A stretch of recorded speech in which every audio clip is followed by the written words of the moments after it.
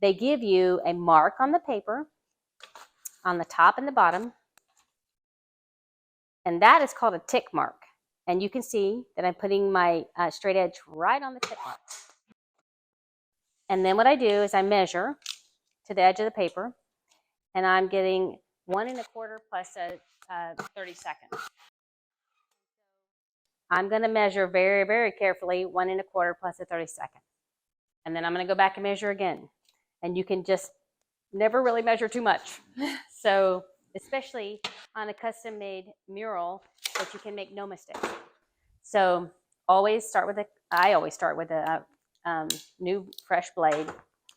And the reason is because you want this the straightest, sharpest tool that you can. And so I'm going to be pressing very hard on my straight edge. I'm going to try to keep my blade. That's about how long I like to keep mine out. And I try to do it straight up and down. And so I'm going as straight up and down as I can. You don't want to do an angle like that. So you want to have it straight up and down. So I'm going to start again. Straight up and down. And you're pressing.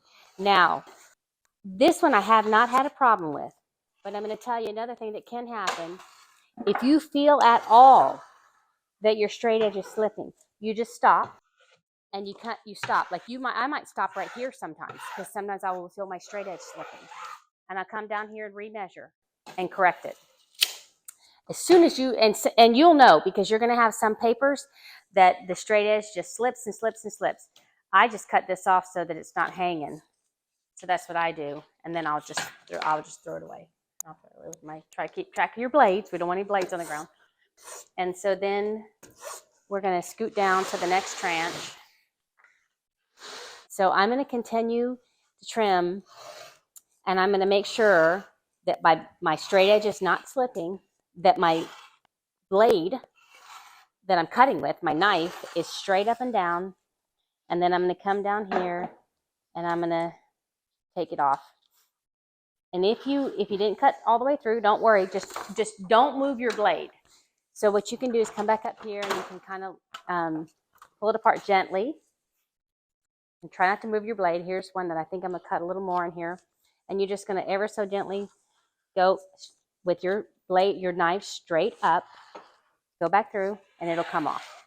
A lot of times where you can have a problem is right here where you stopped your last cut and when you're starting your new cut. So I'm going to show you. It's kind of hard, but I'm going to show you what I do. It's kind of hard to catch on camera. Do you see right here? You can see white. Okay, so that is not good.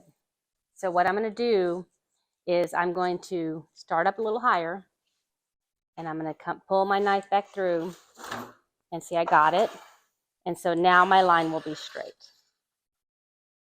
So that's how that works. And then you just pull it off, and you'll have a straight edge. So. Then I move my straight edge off, and I go back and look at what I did. And you can rub your finger, and you can feel if there's any humps or bumps or anything that you missed. And in this instance, I did not. So that it was a good cut. Now I have missed some, so don't feel bad if you're the one. But then you go back through and it takes a little more time, but you lay your straight edge and you take out that little bitty bump if you miss it. A lot of times you can only feel it with your finger.